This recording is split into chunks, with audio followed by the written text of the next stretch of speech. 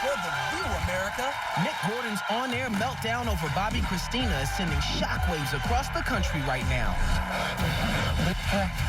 So where does he go from here? And if you think of 50 Shades Sex and the City hookup is a match made in freaky-deaky heaven, that is one fine-looking man. Find out why Samantha says she'd never submit to Christian Grey. He's been a scene-stealing boss on some of the most classic TV shows of all time. What? Tony Danza talks about getting a standing ovation every night in the Broadway smash hit Honeymoon in Vegas. So come to Las Vegas.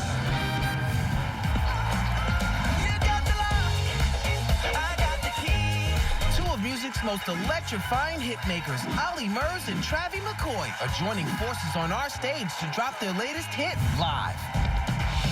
This is The View with Whoopi, Nicole Wallace, Rosie Perez, and today, actress Garcelle Beauvais and comedian Michelle Collins jump into the co-host chairs. It all starts now.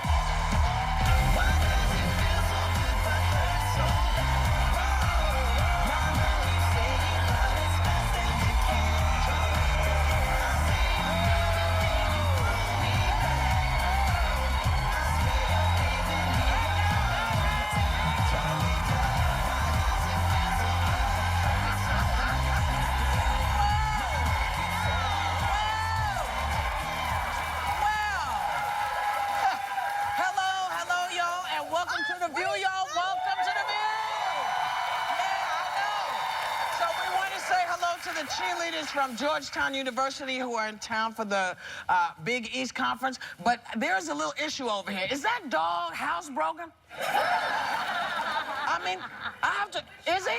Let me go, I need to go look. Because you know that smell will permeate and start getting all in the front. Hi, puppy, come here, puppy. Come here, puppy. Hi, doggy. Hi, doggy. Oh.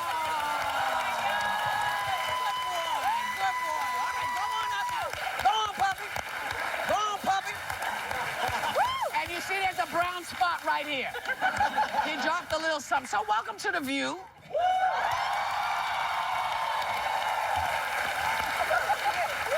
You know, speaking of spots left on the floor, the Secret Service is at it again. Yeah, 2 agents who were kind of toasted. You know, they drunkenly crashed into the White House security barracks after a party. People jumping the fence and people getting into the White House and drunken security guys. Wouldn't it be safer if Obama just carried like a big stick or a gun or something? Oh, wait, he'd be a black man in the White House with a gun. That wouldn't be good. Not a good idea. They are allegedly drunk. And what happened was... I mean, to hit those barricades, you gotta just drive. You gotta be... Yeah, okay, but still we have to... Well, the issue is that the officers wanted to go and arrest the Secret Service men for alleged drunk driving. And their supervisor, the Secret Service supervisor, said no and let them go home. So we do not know. Did they drive home? That's my question, too. Because they drove from the bar to the White House, I assume, allegedly. Right. They was toasted on something, okay?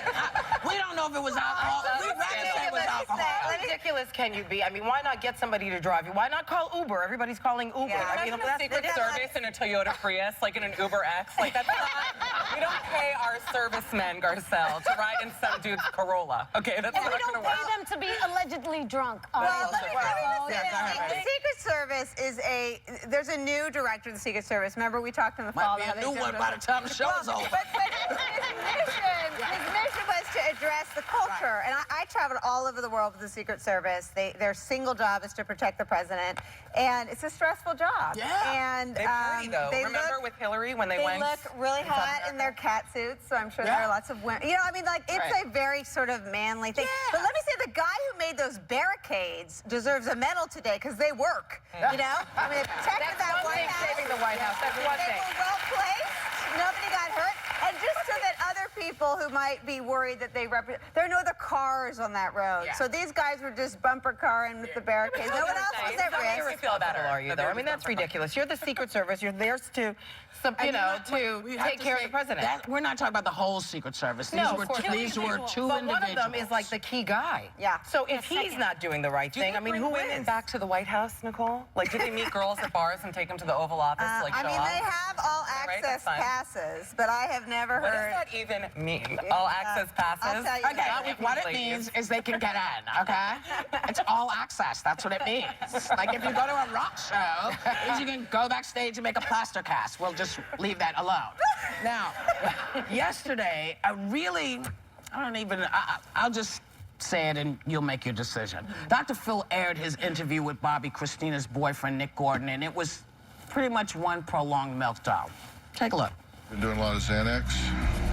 Yes. My kidneys hurt so bad. Why do your kidneys hurt? I've been drinking. Have you been getting any sleep? No, not at all. I miss Chrissy and Whitney so much. Take a deep breath, okay? Oh my gosh, I miss them so much. I don't want to talk anymore. I'm done. I'm done. I'm done. I'm so done. I'm done. I don't care about the rehab. I don't care about anything. It went from this interview to rehab, and Bobby Christina's aunt has condemned Dr. Phil, even before this aired, saying that, you know, he's under criminal investigation and should not have a platform. So what do you do? Well, I watched the whole thing and I was riveted, and my heart breaks for him. I feel like these kids have been left alone for a long time. Ever since Whitney died, they've been left alone to sort of, do their own thing. And what I'm really surprised at, because afterwards they had a reporter interview an attorney, and he was saying that everything that Nick Gordon said can be used against him because of the criminal trial that's happening or the charges that are being brought up against him. Well, that's so the fact that nobody protected him, though. That's the aunt's Well, that's point. the point, but also it could hurt him. I think the aunt, I mean, it's just crazy. It's just so sad. The aunt is saying Dr. Phil should not have aired it because it is detrimental That's to what him. Dr. Phil does. Like, that's what the mustache means. He's a creep. He brings these people on. Seriously, I have to say, no, am I wrong? Listen, I've watched it on JetBlue. I'm not going to say I haven't, but like, I have to say this: Nick Gordon is not a great guy. I mean, first of all, watching that was painful. As someone who is following this story and loved Bobby Christina back on being Bobby Brown, she was such an adorable little girl, and now it's happening. It's heartbreaking.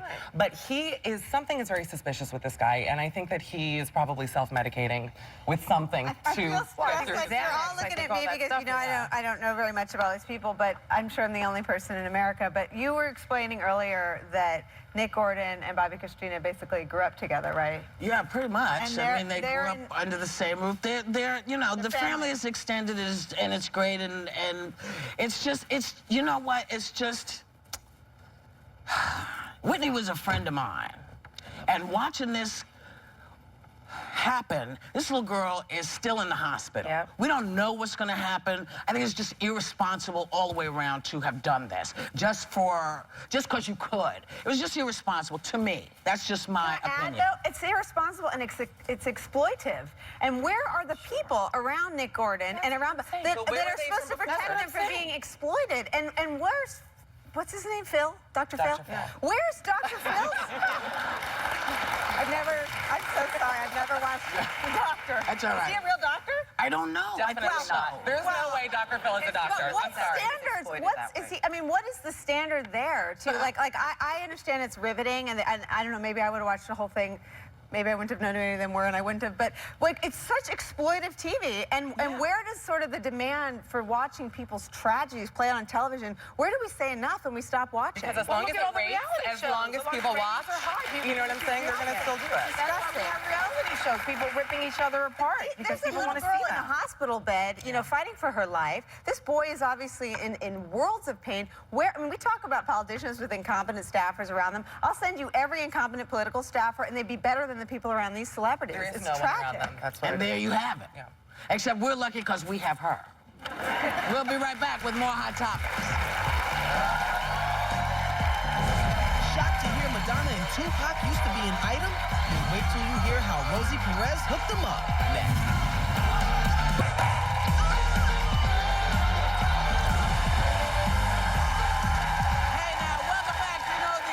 investigative press is suing Hillary for access to all of her emails, and there's a petition signed by over 165,000 people to prosecute the 47 Republican senators who wrote a letter to Iran for treason. So both parties are going to be brought down by the damn mail. Yes. This, to me, is notes on a scandal. And this will, maybe they'll call it Lettergate, who knows. But I will tell you this, it doesn't look good, especially because of the issue. I want to talk about the 47.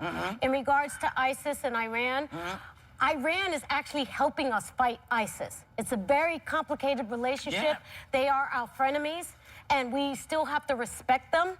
And right now, they're the ones that have boots on the ground. We are in the air doing airstrikes, but they are on boots on the ground, and they are gaining momentum, and they're beating them back. So you feel like the senators maybe should have been a little more circumspect before they did what they did? Absolutely, and even Senator McCain, who I say I always liked him.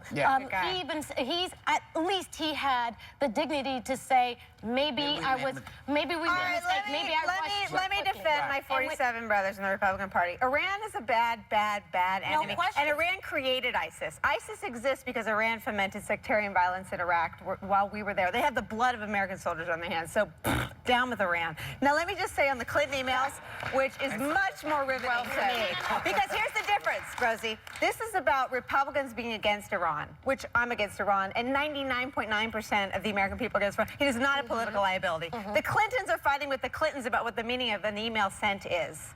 Bill says, no, I didn't send them, and Hillary says, I have them. It's a Clintonian But the point cluster. is, the point the point is that both parties are going to use these things against each other. The difference and is the point, and in regards to the letter. Regards to the letter, those 47 now are backtracking. They're trying to say, doesn't anyone have a sense of humor about this? We were trying to be cheeky, was actually their response. But the point, so they're not being is so, that the so American hard people on Iran. are not divided in terms of whether Iran is an enemy or not. No, it is. But this is what the Everybody slow down. Everybody slow down, because what it sounds like is so. This is what somebody lead us from evil. Okay.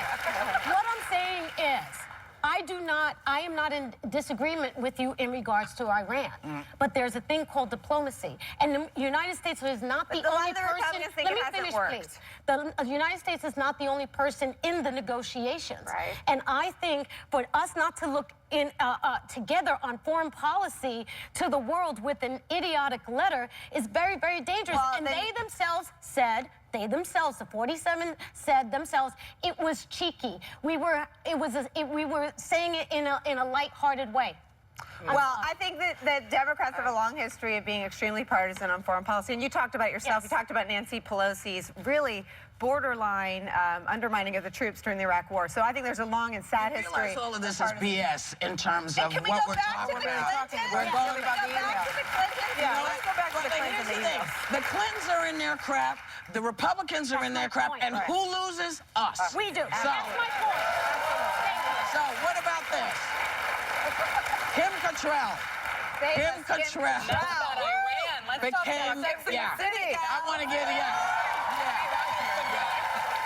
So, you know, Kim became a sexual icon as Samantha on Sex and the City. Where's Brendan Gleeson's picture? Brendan's hot, by the way. Where's Brendan? Let's Rush Limbaugh. Can you imagine if Rush Limbaugh was 50 Shades of Grey? It would be the most violent movie in history. It would be. There's a study saying that Republicans have more sex. So maybe casting a Republican might have been a good thing. I do agree with Kim. I think he's a little too young. I mean, to me, he's maybe a little older than my older son. Too old. No, we're not too old. Let me say, I am very young. I am very young. He manly enough to carry that role. You are young, so that he would have. No, you're right. About Jamie Dornan. I admit, I saw 50 Shades the night it opened on Thursday, ladies. I was there at 7 p.m. with a box of wine. Beat my daughter. We were probably pushing each other out of the way. It was like a big slumber party. All the girls were talking. It was like a lot of fun. Anyways, if you have watched him on a show called The Fall on Netflix, do we have him? Which please tell me, well, that's without the beard. Put a beard on this man, and you have no idea. No. Okay. He was hot as you put a beard on. Yes. Thank you. That is better. Honestly, that is better. I'm with you. When reading the book, That means a lot to me. When reading the book, you pictured somebody a little bit older. I did anyway. You're with me. The beard is better. No. Let me come on. Let's call Alex. I'm sorry. No, he's not. You know, I think my daughter would really sort of. I don't know if you know the other actor, if you've ever seen the other actor. He's a big guy, but when he's talking to, I mean, he's the one you would let put you in some handcuffs. I would not let that man put me in handcuffs. I have to tell you, you haven't met him. When he comes on, Brandon, come on. When he comes on and he gets up on you and says, "How you doing?" Because he's an Irishman. You're like, "Hello, legs flying." Speaking of legs flying open, Madonna, why are you doing that to me now? Why have you done this to me? Just go back to Madonna and quit messing with me. Madonna just revealed that back in the 90s, she dated late rapper Tupac Shakur. I don't know if y'all knew this. And it made her feel very gangsta. Wait, you buried the lead. A lot of, no, I'm coming to the lead. All right, you're building. I'm trying to do, just let somebody let me do my job. I'm so excited. And apparently, a lot of people were surprised they were a couple, but this is all news to Rosie. Why? She set them up. Why did you? Because I can't stand it. I love it. I love this. I did. I'm sorry. I went to Soul Train Music Awards. Show the picture. Yes. Oh my God. Oh, you're so pretty. Hey, well, he was my date because this other guy stood me up, and yeah. An idiot. An idiot. Yeah. We're still friends to this day, but he always. But still an idiot. Yes, he's still an idiot. And Tupac called me up and he said, "Why are you crying?" I said, "'Cause this man dissed me." He's like, "Forget that. I'm on my way." Ooh, and so. I like that. Yeah. So we went and we were friends. And we get there. He was nice. He's a sweetheart, very intelligent man, and I miss him dearly. Yeah. And a senseless death. And when we get to Soul Train Music Awards, every female artist there was on my. They were on, and they kept going, "Hi, Rosie, hi. People hi. who never spoke to her before. Never spoke to coming me up out the before. dead people were coming up out the ground. Saying, "Hey, Rose, right?" Yes, okay, yes. I'm not lying. And there was 2 girls that will remain nameless, actually wanted to beat me up. No. And I was telling Tupac, I was like, "Would you tell him I ain't sleeping with you? We're just friends." And he goes, "You could take him." And so, and then Madonna comes over and looks at me, she goes, "Girl," I go, "I got you." And he was like, I said, "She wants to meet you," and he goes, "Hook that up." And I hooked it up, and I was very happy about it. Yes, there you go. Who else do you know? Who else do you know? You can hook me up. Yes. You will be hooked up. I will? You will be hooked up. Awesome. But I won't tell you how. We'll be right back. You will not believe the latest legal trend that's changing the way people walk down the aisle. Next.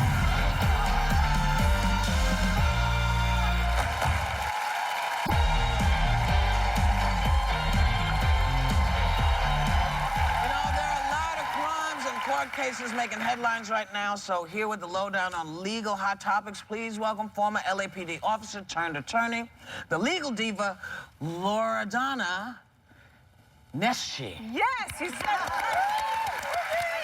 like Joe Pesci. That's right. Italiano. So why don't we start with Madison, Wisconsin. Tony Robinson, a 19-year-old unarmed black man, was shot to death last week by police officer Matt Kenny. Kenny is now on leave as a former LAPD officer. Where do you think the case is going?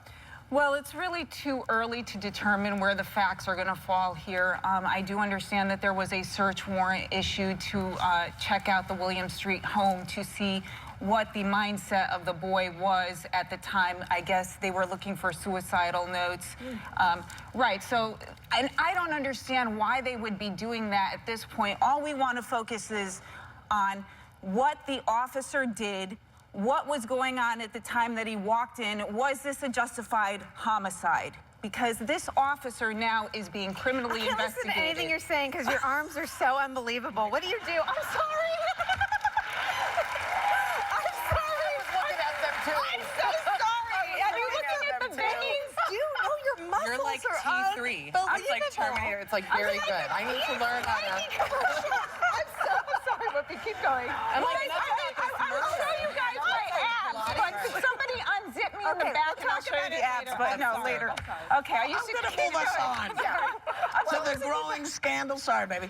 Coming out of the University of Oklahoma earlier this week, this ridiculous video surfaced of the Sigma Alpha Epsilon brothers singing a racist chant.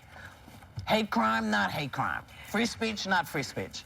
I don't think it's a hate crime because there were no threats involved. They're just saying things that are very offensive. And to me, it's not protected free speech because it incites imminent unlawful action. Personally, for me, if I were there and if I had listened to this chanting, I'd want to start a fight with somebody. I'd be like, what are you saying? Come on, let's go. Excuse me, though, but didn't they also say in the chant that a N should be lynched? Yeah. So Okay, isn't so that, yes, thank you. That's more information. Absolutely. I say we go for them. I would love to throw those guys in jail for even a week. I would Wouldn't love that to be nice? do more than that. They really should be in prison. They're just What is the legal tenet then for saying that that's protected by free speech? Because all speech isn't free. You can't run into a movie theater and yell fire. So why would you be allowed to say something that ugly? No, they're not. This is completely wrong. What? So anyone using the First Amendment, that's wrong. No, it's qualified. You cannot always get off on, oh, it's my protected speech. You can't just go and say, oh, I'm going to rape you, or there's a fire, or something lewd and lascivious. Because of what Rosie said, you were inciting violence. Or That's something. right. Saying that they should be lynched, that they will be lynched, and If they so. try to join this house, you know. And apparently this has gone back for years and years and years and years. That's not a new source. That's not a new source. Do you think this is going to hurt the fraternity nationwide, or do you think this is just going to stay an Oklahoma problem? Well, that's an excellent question because I believe the university as a whole is coming down on on itself and saying, look, we need to police ourselves so that this does not happen in the future. So they really need to. And is that illegal? Are they motivated by more than just doing the right thing? Is the university motivated by trying to protect itself legally too? Oh, I'm sure all of the above. CYA. I wonder if other schools are checking in now, though. I wonder if the other fraternity, because this is not, they're not just there. They're not just in Oklahoma. Their houses all over. So I'm wondering if the house itself is now going to have to take a better look at how they put stuff out. Because apparently they had at one point folks out in the front. I saw they had like plantation dances. All of that's disgusting. Absolutely. Two officers were shot last night in Ferguson. Right After the chief of police resigned. Right. Now, do you see this starting a new, uproar? Is this another, Ferguson situation in terms of people going to riot? Are we going to? Well, I think in Madison it's a little bit different. The police chief, I believe his name is Koval, I believe he had a better community policing policy where he integrated his officers and he had a better relationship with the community. And also he's being more transparent in this investigation, whereas in Ferguson, the chief of police there withheld the name of the officer for at least a week before coming out and saying this is what happened. This man is he's turning everything, shaking everything upside down, seeing what comes out to be able to speak to the public, because this is the last thing that we want is a civil uproar and then for people just to randomly shoot at police officers like they did here in New York City. Well, it wasn't people. It was a Looney Tune who came in. I just want to make that clear. A crazy man came from another place and shot two of New York's finest. This wasn't, oh, I'm going to go get a cop. This was just a Looney Tune who shot someone else and then came here. Keep y'all's Looney Tunes in your town. Thank you to Loredana Nesci. We will be right back. What do you do?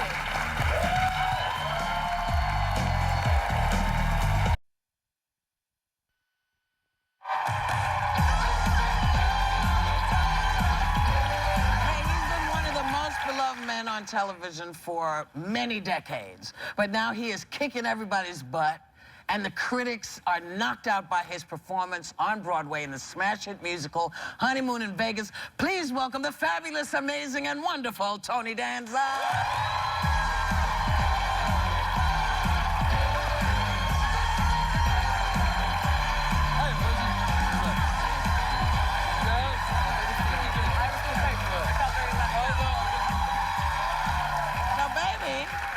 Congrats, of course, because you're getting these rave reviews in this show. But 20 years ago, you said you were going to try to become a song and dance man, and So how does it feel to have become the song and dance man and knock the hell out of everybody? It's crazy. I mean, really, you know, it is like it was a late in life endeavor.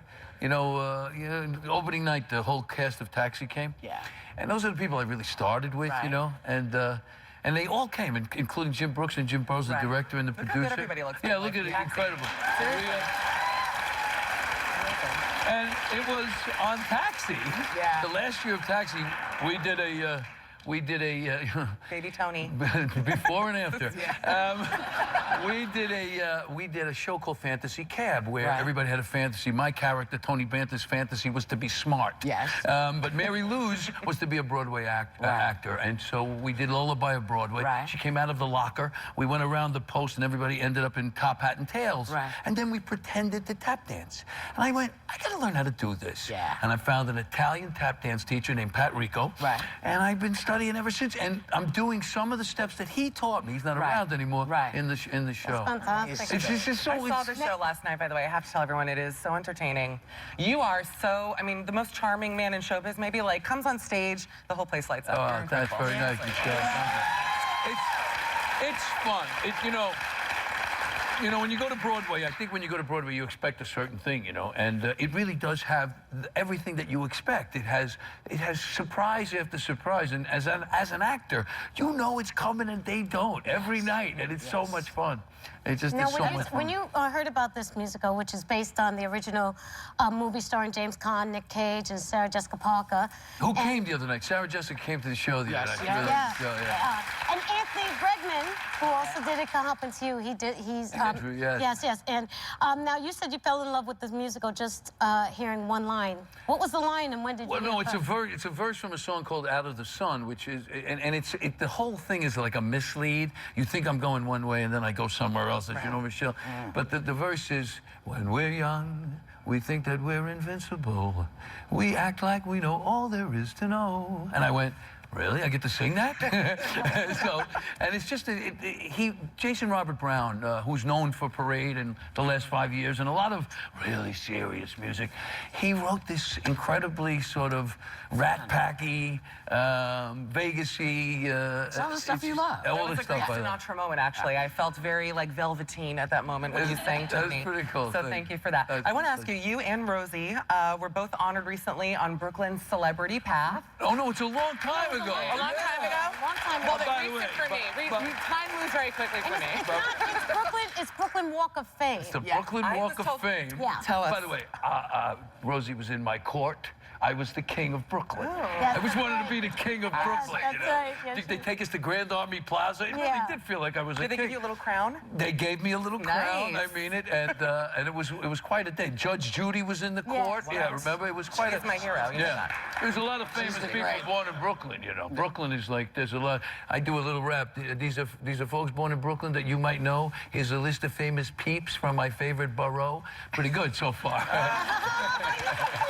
I have to talk to you. A couple of years ago, you really sort of made a huge change, and you became a teacher. Yeah. And we talked to you because you'd written a book. I wrote a book about it, yeah. And it was fantastic. The book was called I'd Like to Apologize to Every Teacher I Ever Had, My Year at Northeast High, yeah. And so, do you still keep in touch with the kids? Yeah, you know, when you get involved at an inner city high school and kids like that, you can't get away from it. And so I'm doing, in fact, next Monday, the 23rd actually, we're doing the 4th annual, so excited about this, the 4th annual Teachers versus Student Talent Show.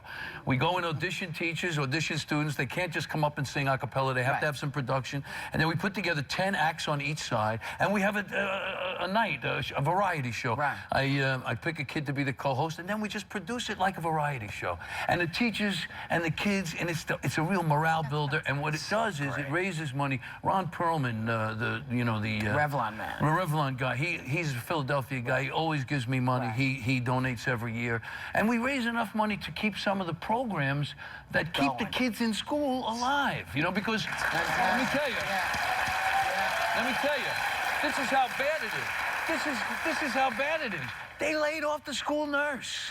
Yeah. I mean, when you get to laying off the school nurse, you know you got a lot of problems. And so we try to do something. Well, Ron, you know, if anybody can do it, help fix this, it's Ron Pearl. Yeah, so, hey, listen, I just want to tell you, you know, it's been a tough winter.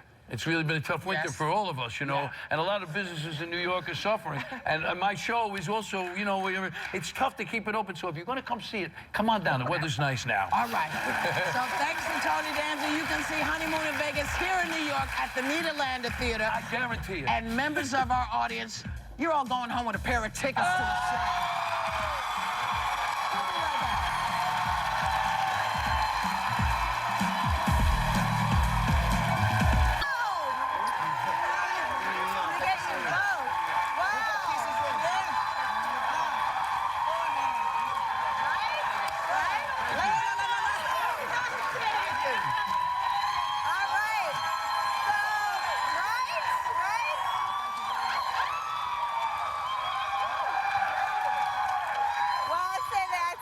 Can we keep your hair? What an audience. Do you have anywhere else to go?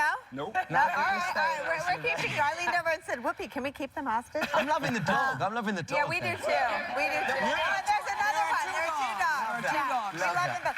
So your new album just hit #1. You're collaborating with some really exciting people. Exactly, How did you two hook up? Well, I'm going to come fix your lipstick too while you answer that. Sorry, that's me. Sorry. Sorry. Okay. Well, no, I wrote the song, and I just as soon as I did the song, I was like, I want Travie McCoy, so got my team to contact.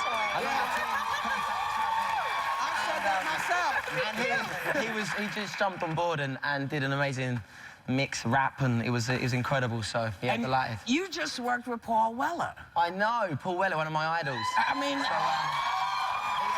the jam is fantastic. What was that like for you? Oh, it was amazing. I mean, he was the playlist to my childhood. So it was an amazing just to be in the same room as him to write songs. Yes.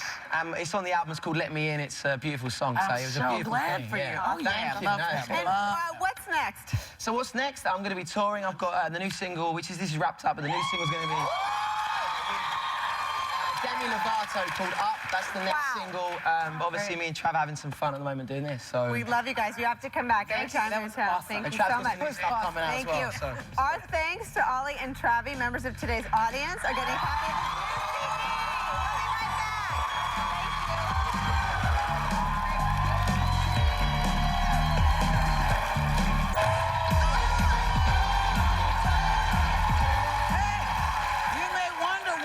Standing in front of all this musical equipment when no one is here. It's because we're forming a band. Garcelle will be back tomorrow. We thank Michelle Collins for co-hosting with us. We thank you for coming, and we say, everybody, have a great day. Take a little time to enjoy whatever view you have.